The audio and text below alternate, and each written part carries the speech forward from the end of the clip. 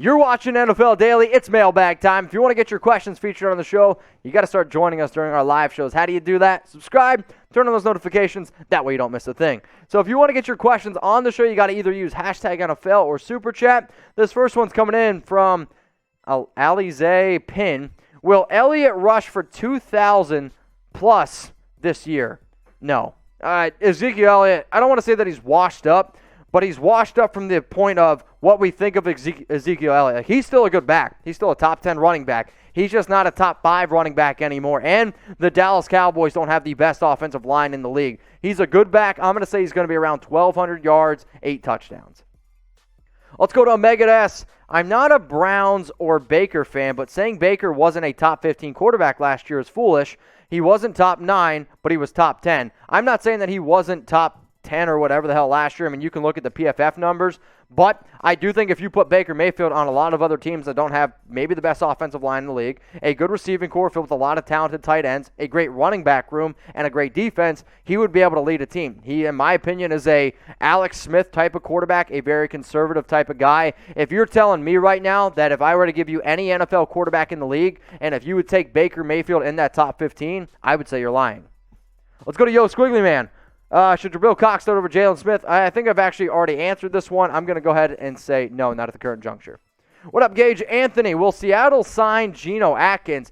I do think that the deal does end up happening. If the deal happens and this video goes out at a later date, hey, don't get mad at me, but it does sound like both sides are interested. It's going to come down to money. Shocker. What up, Shanav? Can Denver make the playoffs with Teddy as the quarterback? Can they? Sure. I mean, I think if Teddy Bridgewater can just not turn the ball over, this is going to be a good team. The Broncos, I actually think, have a top 10 defense. That secondary is looking pretty legit right now. If Von Miller proves that he's 100% healthy, obviously he's going to have the pass rush there. And then from a skill position standpoint, they probably have a top 10 unit in terms of tight end talent with Noah Fant and all the great wide receivers. Their offensive line is a little bit shaky here and there, but Denver has a good team, no doubt about it. But I still don't know if Teddy Bridgewater is going to be good enough to take them to the playoffs. What about Dave? Best rookie quarterback this far through the preseason? I think Lance. I actually made a video about this yesterday where I ranked the top 5 rookie quarterbacks. I broke it all down. I did not have Trey Lance at number 1. If you want to go check that out, if anybody wants to go check it out, please, down in the comments, youtube.com/chatsportstv.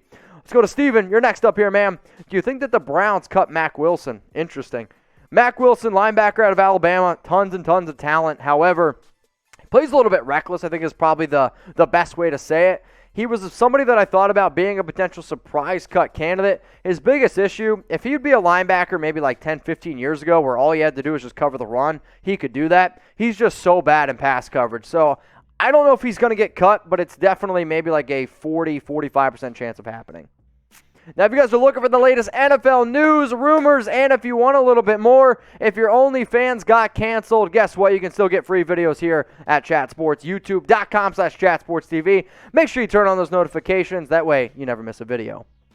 What up, Big Dog Wolf? Sony now traded to the Rams, gets 1,000 yards. Hey, we finally got the third time's the charm on this live show, figuring out where Sony Michel plays.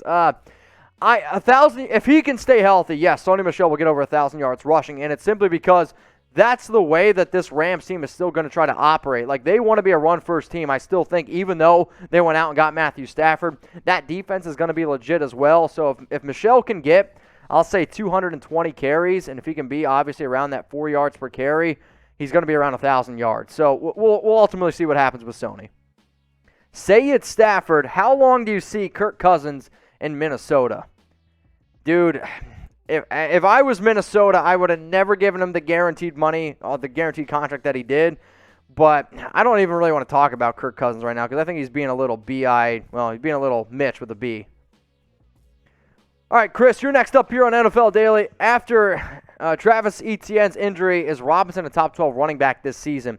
No, I'm not going to say he's a top 12 back, though it would not surprise me again if a lot of people end up sleeping on James Robinson, who was probably one of the best stories of the season last year. I mean, you're talking about a UDFA, had over 1,000 rushing yards, had 7 touchdowns, a great back. I just don't want to invest super heavily in Robinson because I just don't have a lot of confidence in that Jacksonville Jaguars offense, but he is still going to be, I think, a top 15 back if he can stay healthy, simply just due to the amount of work that he's going to get. I'm the man. Also sounds like you're pretty humble. How long do you think Bridgewater stays the starter for? As far as I'm concerned, if you're going to go ahead and name Teddy the starter right before the third preseason game, I kind of think you got to stick with him. Now, if he's like really, really bad, maybe you end up going to Drew Lock, but I think you end up sticking with Teddy Bridgewater. Like, this is the decision that they've been thinking about for a very long time, and the fact that they went with Bridgewater over Drew Lock, I think also just speaks how confident they are that Bridgewater is that much better than Drew Lock. What up, Shanav? KJ Wright to Denver. No, I don't really see that one happening. I still think the top two teams most likely to get KJ Wright, the Las Vegas Raiders with all their injuries to Javen White, Nicholas Morrow, Nick Kwiatkowski, they just released Aaron Lee, or somebody like the Seattle Seahawks who just lost Ben Burkervin of the season. What up, Gage? Most underrated teams. I mean, the most underrated NFL teams right now, I'll say, I still think the most underrated team from top to bottom, I don't want to say the Bengals because they're probably not in that. The Miami Dolphins, if Tua can get his crap together, I think they're going to be obviously a very good team. Arizona's probably pretty overrated. The 49ers, I still think the 49ers have a very good chance with that defense to be a sleeper team. The Raiders, if Derek Carr can play well, if that defense can get it together, if Teddy Bridgewater can be halfway decent, the Broncos from top to bottom have a very complete roster.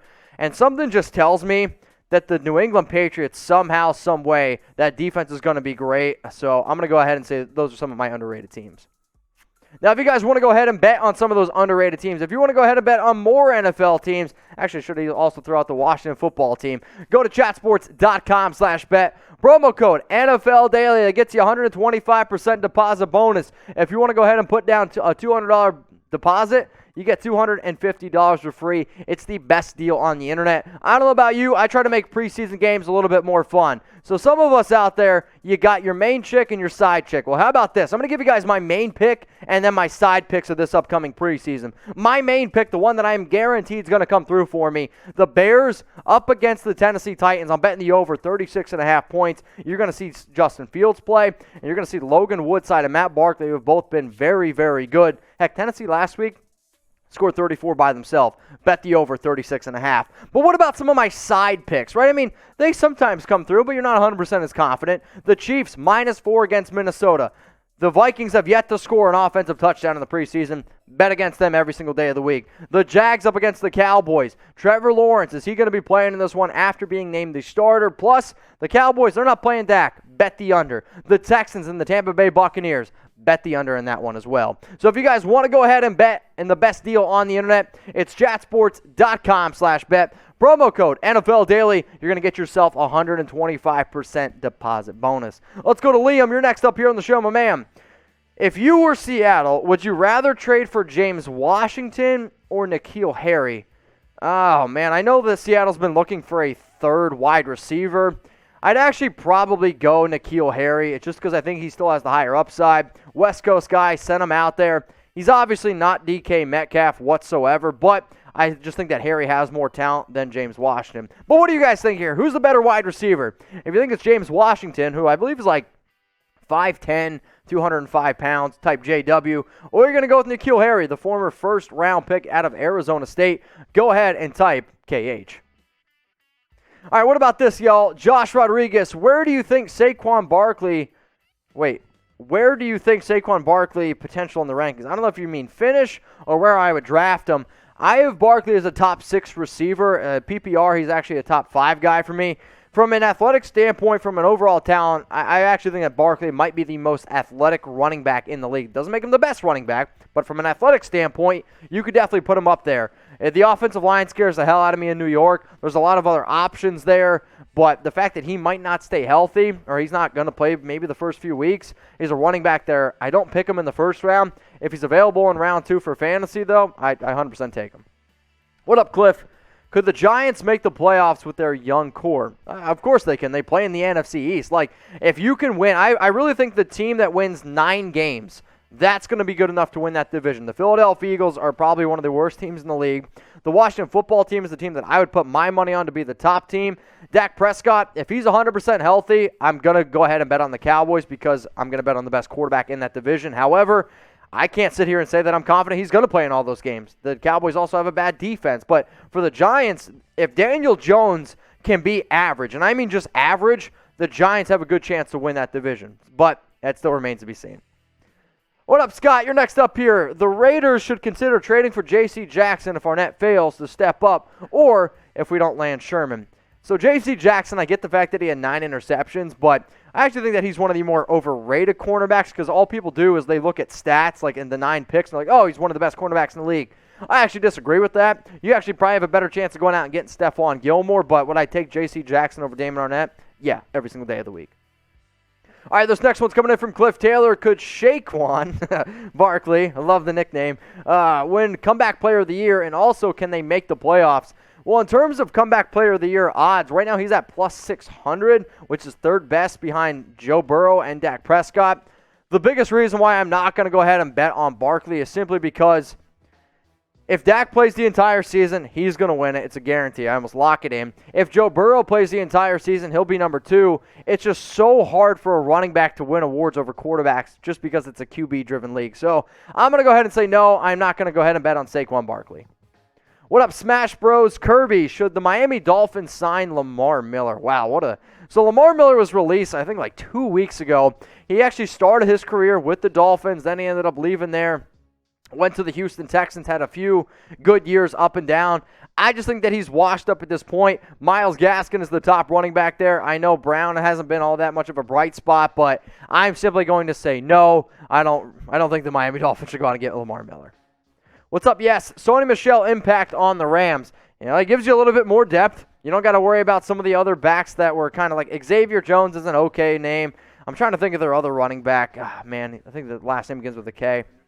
Now, Henderson, he's okay out of Memphis, but like Jake Funk, that's the name. Jake Funk this past week up against the Raiders, he was okay as well. It just gives you a little bit more depth, and Michel's a better back than Henderson. He just needs to stay healthy. Juan Hernandez, how many yards do you think Derek Carr will have this season? I have him projected at like 4,400 something. I mean, he's going to set career highs yet again. He's got a lot of talent around him. The offensive line is the biggest question mark. If the offensive line can protect him, he's going to have a good year. If it's bad, he's going to struggle. What up, Nobby Gnome? Rank the AFC East young quarterbacks within the division. Obviously, right now, Josh Allen is number 1. In what order do Tua, Jones, and Wilson? So the fact that I've yet to see Zach Wilson play in an NFL game, but if you were to ask me right now, the way that I'm going to take this is which quarterback would I want to start my team around? I'm choking right now. I don't know what's going on. I would probably go with Zach Wilson at 2, 2 at 3, Daniel Jones at 4.